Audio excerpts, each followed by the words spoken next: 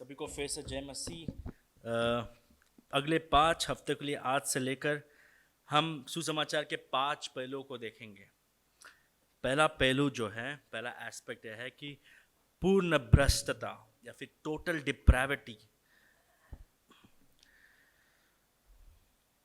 इफिसियों का चिट्ठी 2 अध्याय पहले 3 वचन के द्वारा ये चीज़ मैं कलीसिया को सिखाना चाहता हूँ कि रिफॉर्म्ड कलीसियाओं में हम ये विश्वास करते हैं कि मानव जो है पूर्ण रीति से भ्रष्ट है। 2 तरह के पेशेंट होते हैं जब वो डॉक्टर के पास जाते हैं।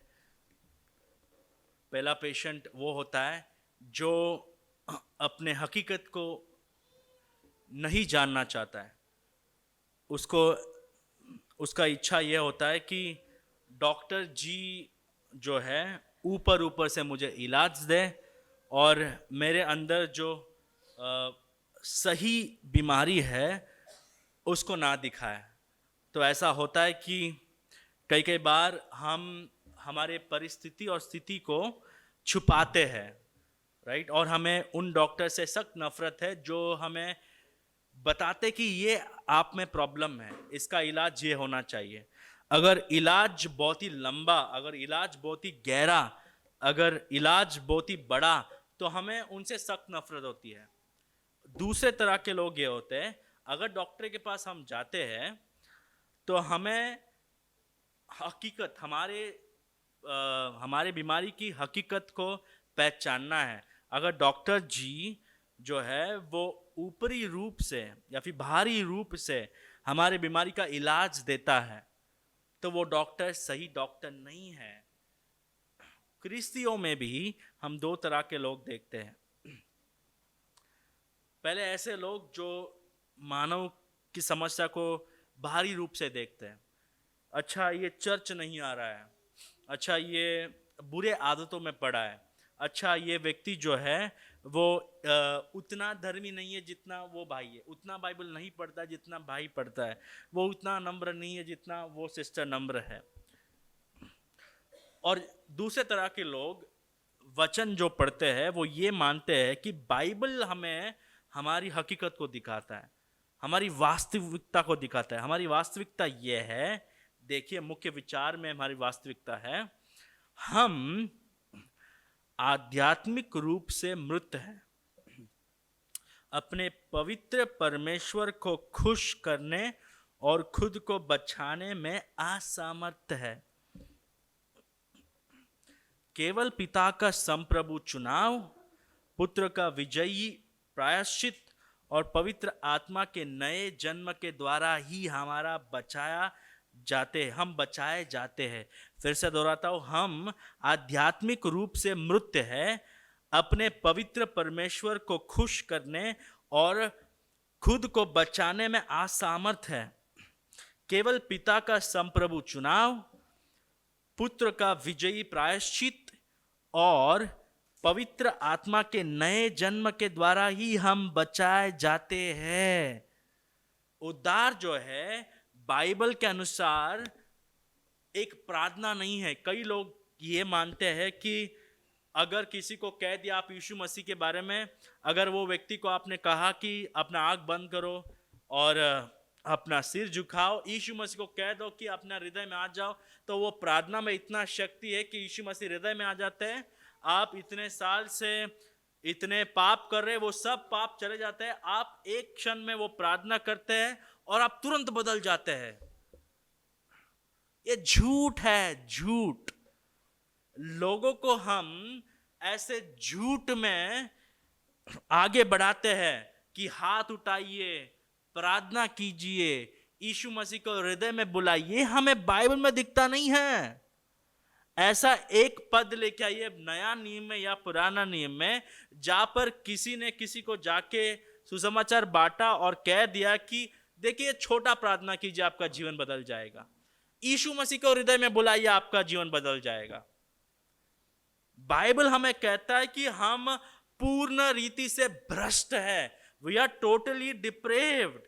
इसका अर्थ क्या है? एफिसियों का चिट्ठी 2 अध्याय 1 से 3 तक हम 7 चीज देखेंगे जो लोग यीशु मसीह को नहीं जानते हैं, वो हम सब है, हमारे जन्म से, बच्चों से लेके, इसमें मेरा बच्चा भी आता है। तो मैं ऐसा प्रचारक हूँ जो जानता हूँ कि बच्चे प्यारे हैं, फिर भी बाइबल कहता है कि बच्चे जन्म से ही पापी है। इसके बारे में हम रो सकते हैं, इसको हम छुपा सकते हैं, इससे हम नाराज हो सकते हैं, लेकिन सच सच है। 7 चीज बाइबल हमारे अस्तित्व के बारे में बताता है। 7 चीज, ये सभी मानव के बारे में, सभी व्यक्तियों के बारे में सही है। 7 चीज, जो लोग भी जन्म ले रहा है उनके बारे में 7 चीज है। देखिए, पहला वचन में दिख रहा है हमें, उसने तुम्हें भी जिलाया जो अपने अपराधों और पापों के कारण मरे थे। पहला चीज मानव के बारे में यह है, हम अपने अपराधों और पापों में मरे हुए हैं। कई लोग ये मानते हैं कि मानव लोग अच्छे हैं, कई लोग ये मानते कि मानव लोग बुरे हैं। इतना कोई समस्या नहीं है भैया, मानव लोग बुरे हैं। और ये बुरे क्यों है? क्योंकि उनका अच्छा परवरिश नहीं हुआ है, क्योंकि लोग बुरे हैं, आजू बाजू में लोग बुरे हैं, तो आदतें बुरे हो गए। तो कई बार क्या होता है कि परिस्थिति को बदलने से, अपने घर को बदलने से, अपने फ्रेंड सर्कल को बदलने से जीवन बदल जाता है। लेकिन एफिसियों का चिट्ठी 2 अध्याय 1 वचन कहता है कि हम अपराधों और पापों के कारण मरे हुए हैं। अगर इसका सही भाषांतर हो यूनानी भाषा में तो ऐसा होना चाहिए, जो अपने अपराधों और पापों में मरे हुए हैं। क्योंकि जो लोग भी इस संसार में जी रहे, वो एक दुनिया में जी रहे। वो दुनिया ये है, वो दुनिया अपराध और पापों का है। जब परमेश्वर स्वर्ग से हमें देखता है, वो केवल ऐसे लोगों को देख रहा है जो अपराध और पाप में मरे हुए हैं। इसका मतलब क्या है? इसका मतलब यह है कि परमेश्वर पवित्र है, और क्योंकि आदम और हव्वा ने पाप किया, उन लोगों से जो पैदा हो रहा है, जो हम सब, उन लोगों से जो आ रहा है, वो अब मरे हुए हैं। जब परमेश्वर ने सृष्टि को बनाया था, उसने पवित्र बनाया था। आदम और हव्वा 24 घंटे, 7 दिन, पूरे साल भर परमेश्वर से डायरेक्टली बात कर सकते थे। लेकिन क्योंकि आदम और हव्वा ने पवित्र परमेश्वर का बात का उल्लंघन किया है, यह रिश्ता टूट गया है। पाप इतना गहरा है और परमेश्वर इतना पवित्र है कि उस दिन से लेके आज तक हर एक व्यक्ति पाप में पैदा हो रहा है। दाऊद कहता है भजन संहिता 51 में कि मेरी माता मुझे पाप में जन्मी है। मतलब जब बच्चा पेट में है, जो 1 महीने का है, 2 महीने का पेट में है, वो भी एक पापी है, क्योंकि पेट में ही जीवन आरंभ होता है। तो बच्चा पैदा होने से पहले ही पापी है, क्योंकि पाप का असर वैसा है, क्योंकि परमेश्वर जो है वो बहुत ही पवित्र है। अगर आपने इस संसार में जन्म लिया तो इसका मतलब आपने पाप में जन्म लिया है। कोई भी धर्म ये नहीं बताता है कि मनुष्य जो है वो पापी बन गए क्योंकि आदम और हव्वा ने पाप किया है, और वो उनका जन्म ही पाप से हुआ है। हर एक धर्म जो है, हर एक मार्ग जो है, वो ये बताता है हमें कि लोग पापी किस लिए? लोग पापी आदत के बस से है, पाप कर रहे हैं इसलिए पापी है। लेकिन बाइबल बताता है कि हम चरित्र से पापी है। बाइबल ये बताता है कि आपको आदत लगने से पहले आप पापी हो। आप पाप इसलिए नहीं करते हो क्योंकि आप पापी तभी नहीं बन जाते हो क्योंकि आप पाप करते हो। आप पापी हो इसलिए आप पाप करते हो। लोग इसको ऐसे समझते हैं कि नहीं, हम लोग पापी नहीं है क्योंकि हम पाप नहीं करते। अगर आपने कभी कुछ पाप नहीं किया फिर भी आप पापी हो, क्योंकि आप चरित्र से पापी हो। जैसे आपने जन्म लिया है, आप ऐसे मुसीबत में पड़ गए कि आदम के वश में हो गए। आप आदम के संतान हो। आप जो कोई इस संसार में आएगा वो जन्म से ही पापी है। प्यारा बच्चा जन्म से ही पापी है। आप कहोगे कि वो प्यारा है, आपके रिश्तेदार कहेगा कि वो आप जैसे दिखता है, लेकिन परमेश्वर कहता है ये तो आदम जैसे दिख रहा है, क्योंकि ये पापी है। हर एक व्यक्ति जन्म से ही मरा हुआ है, हर एक व्यक्ति जन्म से ही पाप में मरा हुआ है। भाई और बहनों, पहला चीज ये है हमारे जीवन के बारे में, यीशु मसीह के अलावा, यीशु मसीह में जो लोग नहीं हैं वो लोग अपने अपराधों और पापों में मरे हुए हैं। हमको पाप में जन्म दिया गया है। और भजन संहिता 5वां अध्याय, 7वां अध्याय और 11वां अध्याय में हम 3 चीज देखते हैं। पहला चीज, प्रभु जो है पापियों से घृणा करता है। दूसरा चीज, प्रभु जो है पापियों से रोज घृणा करता है। तीसरा चीज, प्रभु जो है पापियों से घृणा करता है, रोज घृणा करता है। प्रभु जो है पापियों से जुनून से घृणा करता है, यानी पापी लोग उसके सामने खड़े भी नहीं हो सकते। रोमियो की किताब 3 अध्याय कहता है कि कोई भी धर्मी नहीं है, एक व्यक्ति भी धर्मी नहीं है। रोमियो का किताब 8वां अध्याय कहता है जो लोग शरीर में है, यानी जिनके पास पवित्र आत्मा नहीं है, उनको प्रभु को प्रसन्न करना असंभव है। कठिन नहीं, असंभव है। हम लोग कभी भी प्रभु को खुश नहीं कर सकते, क्योंकि हम लोग पाप में पैदा हुए हैं। हम अपने अपराधों और पापों में मरे हुए हैं। इसको हम एक स्टेटस कहते हैं। स्टेट, ये जो है ये कार्य के बारे में नहीं कह रहा, ये स्टेटस है। जैसे कि आप जब भी हम लोग टिकट बुकिंग करते हैं, हम बार बार हमारा स्टेटस देखते हैं, बराबर। अच्छा, ये 21 था वेटिंग लिस्ट, अब 15 हो गया, अब 7 हो गया, अब 2 हो गया, अब RAC हो गया। ये एक स्टेटस है। मतलब क्या मैं ट्रेन में जा सकता हूं या नहीं, क्या मुझे सीट मिलेगा कि नहीं। वैसे एक पापी का स्टेटस प्रभु के सामने वही है। हर वक्त देखिए, आप मरे हुए हैं, आप प्रभु के सामने एक मुर्दे जैसे हुए, आप एक मरे हुए इंसान हैं। एक मरा हुआ शरीर जो है, जो चल रहा है, वैसे आप हैं, वैसे मैं हूं। क्योंकि प्रभु पवित्र है, क्योंकि प्रभु नीतिमान है, क्योंकि प्रभु धर्मी है, प्रभु प्रेम से भरे हैं, लेकिन प्रभु पवित्र भी है, अति पवित्र है। और अति पवित्र के सामने हर एक मानव पाप में पैदा हो रहा है। और दूसरा चीज ये है कि वो लोग अपराध और पाप में मरे हुए हैं। तो अगले बार जब आप लोगों को देखते हैं और कहते हैं कि आइए यीशु मसीह के सामने, आपने बाइबल दे दिया उनको और उनको कह दिया कि आइए प्रार्थना बोलिए, आप जी के उठ जाएंगे। ना जाने कितने लोग ने ऐसा प्रार्थना कर दिया कि प्रभु हम पापी हैं, हमको बचा दे, अब से हम आपके बच्चे हैं, आमीन। और वो बच्चे बन गए। ये बाइबल के खिलाफ है। आप कैंसर पेशेंट को पैरासिटामोल दे रहे हैं। कैंसर पेशेंट को कैंसर जैसा इलाज देना चाहिए।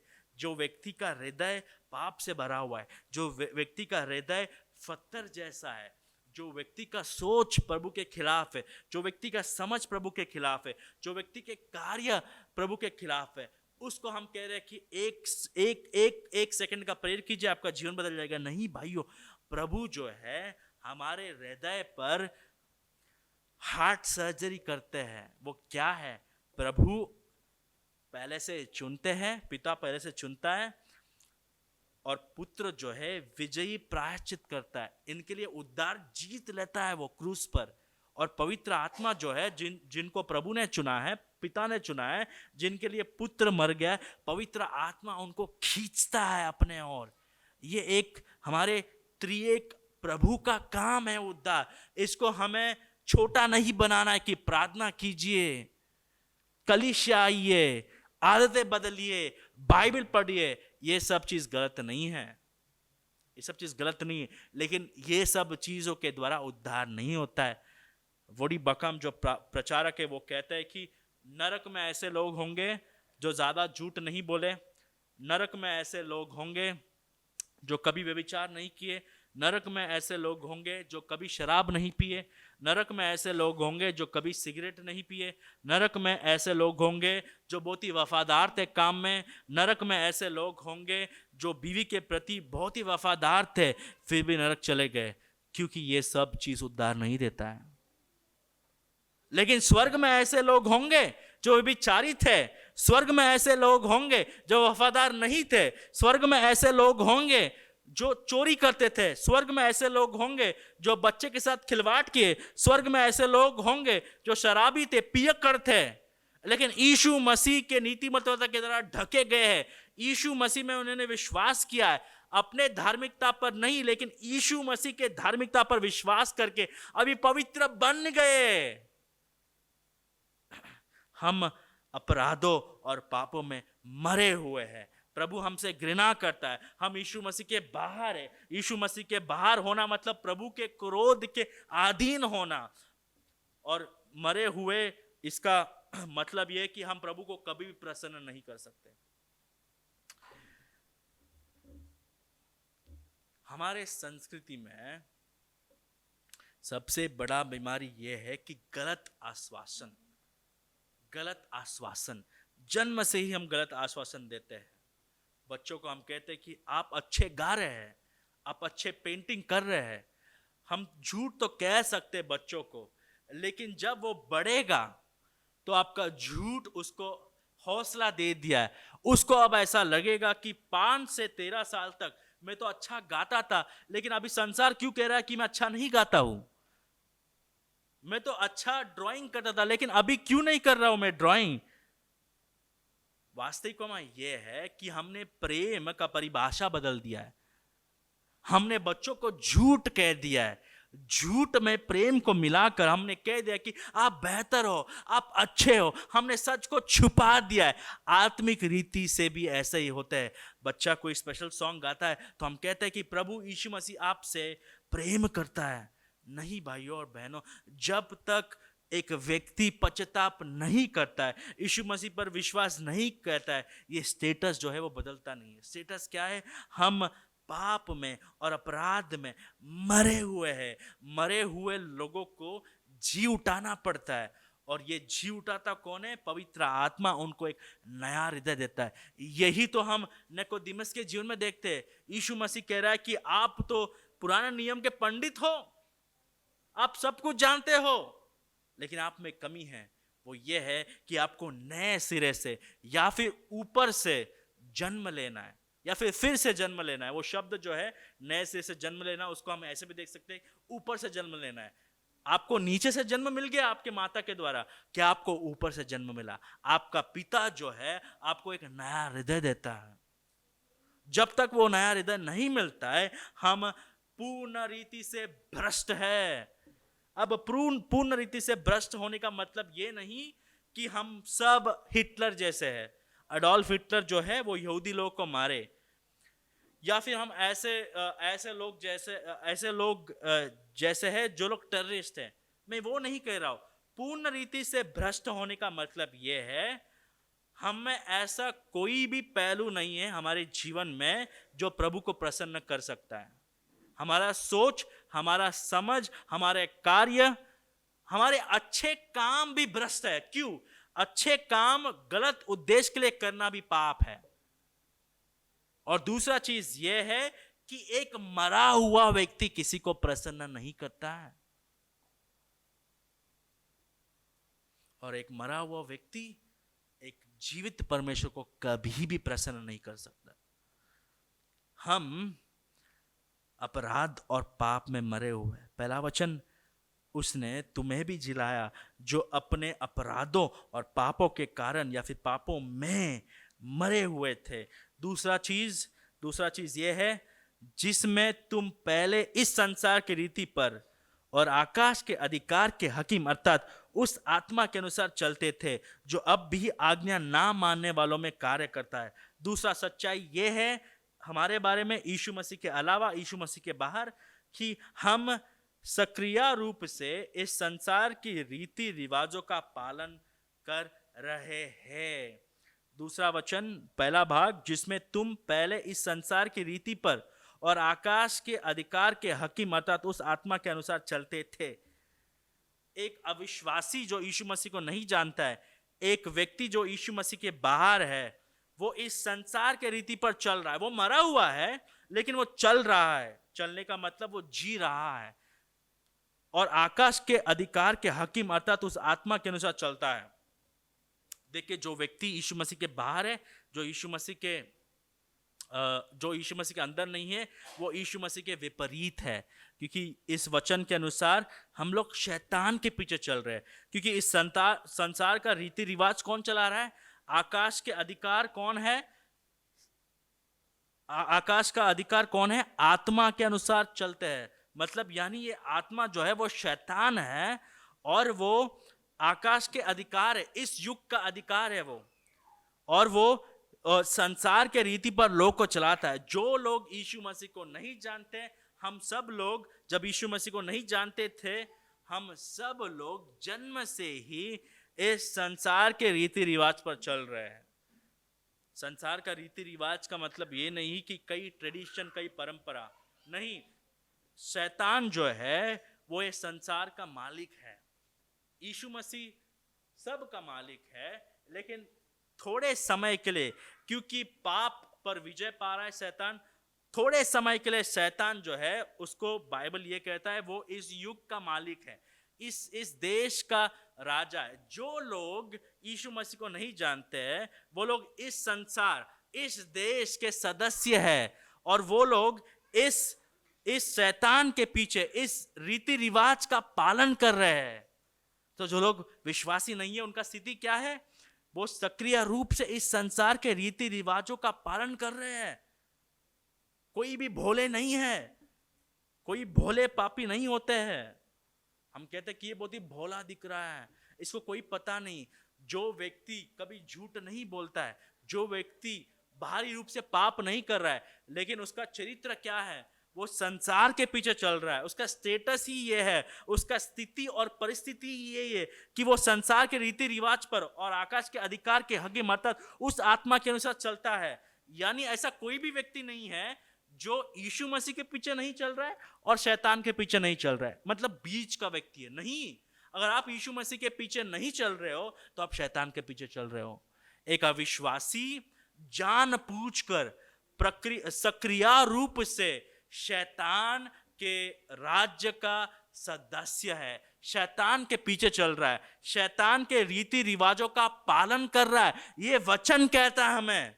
हम इसको ढक सकते, हम इसको छुपा सकते, हम कह सकते कि आप अच्छे हैं, आप तो भोले दिख रहे हैं, आप तो पवित्र हैं, लेकिन वचन कहता है जिसमें तुम पहले इस संसार के रीति पर और आकाश के अधिकार के हकीम अर्थात उस आत्मा के अनुसार चलते थे। अगर आप यीशु मसीह में नहीं हो, आप शैतान के बच्चे हो।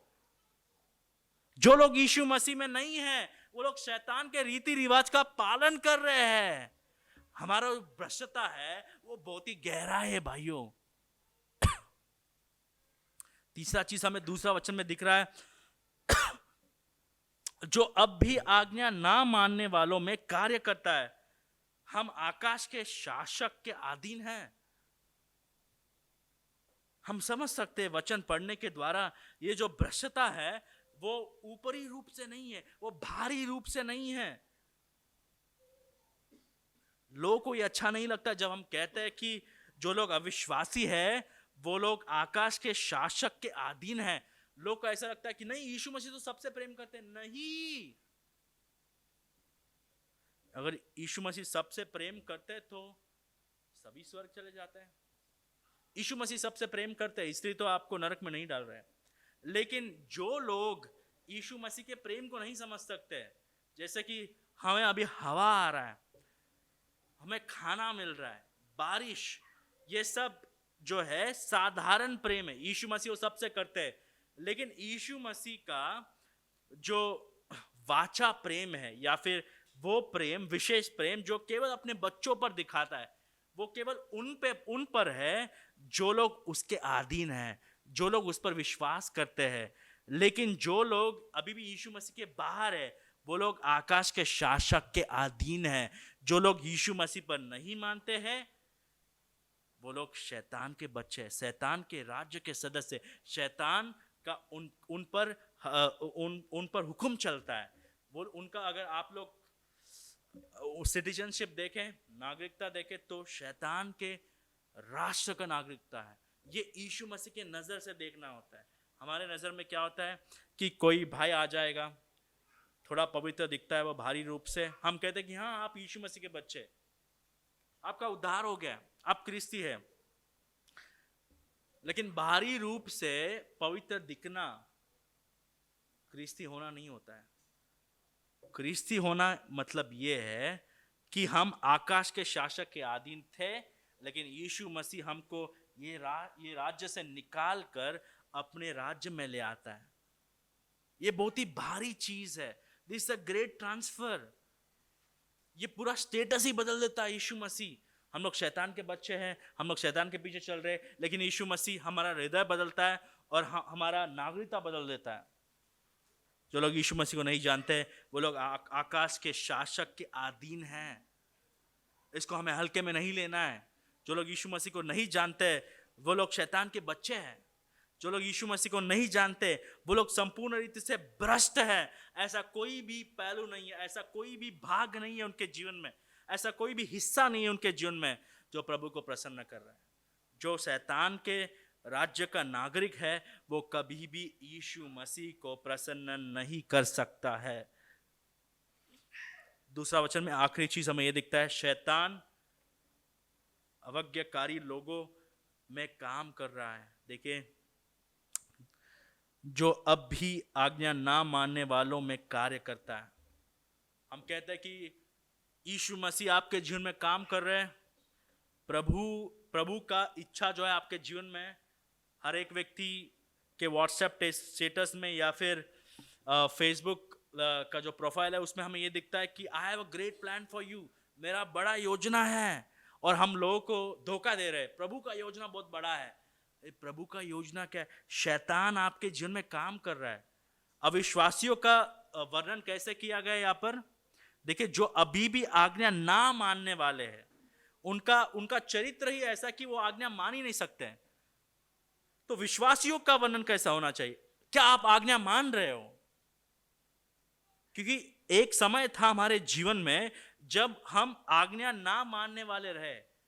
अगर आप एक विश्वासी है, आज आप ये मानते हैं कि यीशु मसीह ने हमारे जीवन बदले, क्या आप आज्ञा मान रहे हो? लेकिन एक अविश्वासी जो यीशु मसीह को नहीं जानता है उसका वर्णन ऐसा किया गया कि वो आज्ञा ना मानने वाले में कार्य करता है। शैतान जो है उनके जीवन में कार्य कर रहा है। आज इस वक्त शैतान एक्टिव है उनके जीवन में, क्योंकि वो उनके राज्य के सदस्य है। शैतान जो है उनका दोस्त है, शैतान जो है उनका राजा है, शैतान जो है उनका प्रभु है। इसलिए वो लोग ऐसे कभी भी नहीं कह सकते कि यीशु मसीह मेरा प्रभु है, यीशु मसीह मेरा उद्धार करता है। नहीं, उनका उद्धार नहीं हुआ है। उनके जीवन में हुक्म कौन चला रहा है? उनके जीवन में हुक्म शैतान चला रहा है, जो यीशु मसीह का विरुद्ध है, जो यीशु मसीह का शत्रु है। तो ये है चौथा चीज कि शैतान जो है उनके जीवन में काम कर रहा है। पांचवा चीज तीसरे वचन में हमें दिखता है कि उनमें हम भी सब के सब पहले अपने शरीर के लालसाओं में दिन बिताते थे और शरीर और मन की इच्छाओं पूरी करते थे और अन्य लोगों के समान स्वभाव ही से क्रोध की संतान थे। पौलुस जो है वो एफिसियों कलीसिया को लिख रहा है और यहाँ पर दो तरह के लोग हैं। एक तो अन्य जाति लोग हैं और यहाँ पर यहूदी लोग हैं। अन्य जाति को लोगों को देख के लगता होगा कि ये लोग तो अपवित्र है, ये लोग तो भ्रष्ट है। पौलुस कह रहा है कि हम भी भ्रष्ट थे, यानी यहूदी लोग भी भ्रष्ट थे, यानी यहूदी लोग भी भ्रष्ट है, अन्य जाति लोग भी भ्रष्ट है। पांचवा चीज ये है कि हम शरीर की लालसाओं को संतुष्ट कर रहे हैं। देखिए, विश्वासियों का तीन शत्रु होते हैं, शैतान, शरीर और संसार। अविश्वासियों का जीवन का परिभाषा यह है कि अविश्वासियों का तीनों भी दोस्त है। अगर आप तीनों पहले तीन वचन में देखते हैं तो वो संसार के पीछे चल रहे हैं, दूसरा चीज वो शरीर को संतुष्ट कर रहे हैं, और तीसरा चीज वो जो है वो शैतान के अधीन है। तो दो तीन चीज जो हमारे खिलाफ होना चाहिए वो उन तीनों चीज की आराधना कर रहे हैं। एक अविश्वासी जो है वो संसार के पीछे चलता है, एक अविश्वासी जो है वो शैतान का चेला है, एक अविश्वासी जो है वो शरीर को संतुष्ट करता है। ऐसे व्यक्ति को हमें विश्वासी नहीं बुलाना है। इसलिए कलीसिया में अंतर होना चाहिए, जिसका उद्धार हुआ है, जिसका उद्धार नहीं हुआ है। क्योंकि बाइबल कहता है कि जो लोग यीशु मसीह के बाहर है, जो लोग अभी भी यीशु मसीह को नहीं जानते, वो लोग शैतान के पीछे चल रहे, वो लोग संसार के पीछे चल रहे, वो लोग शरीर के लालसाओं को संतुष्ट करने के पीछे चल रहे। और जो लोग विश्वासी है वो लोग क्या कर रहे हैं? उनका राजा यीशु मसीह, उनका मालिक यीशु मसीह, उनका प्रभु यीशु मसीह, वो यीशु मसीह को संतुष्ट करने के पीछे चलते हैं। क्या आप अभी भी शरीर को संतुष्ट करने के पीछे लगे हुए हो? तो हो सकता है कि आप विश्वासी नहीं हो। एक विश्वासी का जीवन का लक्ष्य ये होना चाहिए कि यीशु मसीह को महिमा मिले, कि यीशु मसीह को संतुष्ट करे। लेकिन अविश्वासी का परिभाषा क्या है? वो शरीर के लालसाओं को संतुष्ट कर रहा है। वो ना केवल संसार के पीछे चल रहा है, ना शैतान के अधीन है, लेकिन वो शरीर के लालसाओं को संतुष्ट कर रहा है। उसे कोई दिलचस्पी नहीं है यीशु मसीह कौन है, बाइबल पढ़ना क्या होता है, प्रभु का वचन क्या है, आत्मिक जीवन क्या है, इससे कोई दिलचस्पी नहीं है। लेकिन जब शादी का समय आता है, हम क्या कहते हैं? चलता है, खाली नाम अलग है। हमारा नाम मोजेस नहीं है, एरन नहीं है, चलता है। हृदय तो वैसा ही है ना। बाइबल कहता है कि अविश्वासी खतरनाक व्यक्ति है जो यीशु मसीह को नहीं जानता है, जो यीशु मसीह से कोई दिलचस्पी नहीं रखता है। बाइबल कह रहा है कि वो शैतान का प्रेमी है, वो संसार को आराधना करता है, वो शरीर का पूजा करता है। और हम कहते हैं कि चलता है, कोई अंतर नहीं है। नहीं, बड़ा अंतर है। अंतर यह है कि 3 चीज जो हमारे खिलाफ है वो उनके साथ है: संसार, शैतान और शरीर। अविश्वासी और विश्वासियों में जमीन आसमान का फर्क है। इसलिए नहीं क्योंकि ये लोग ने कुछ कर दिया, नहीं, प्रभु ने इनके जीवन में कुछ किया, इनके जीवन में कुछ नहीं किया प्रभु ने। विश्वासी प्रभु को चाहते हैं, विश्वासी यीशु मसीह को प्रेम करते हैं। अविश्वासी यीशु मसीह को नहीं चाहते हैं। वो यीशु मसीह के पीछे आ सकते कई दिनों के लिए, जैसे यीशु मसीह के पीछे कई लोग रोटी के लिए आए। जब यीशु मसीह बोल दिया कि मैं ही रोटी हूं, ये लोग बोल दे कि आप रोटी है, आप कैसे रोटी, हमें नहीं आना आपके पीछे, हमें नहीं आना है। ऐसे कई बार लोग आ सकते हैं, पद के लिए आ सकते हैं, चंगाई के लिए आ सकते हैं। लेकिन जब यीशु मसीह कहता है ये सब कुछ जो है वो कई बार मिल सकता है, कई बार नहीं मिल सकता है। मैं हूं जीवन का रोटी, मैं हूं, क्या मेरे पीछे अब आओगे?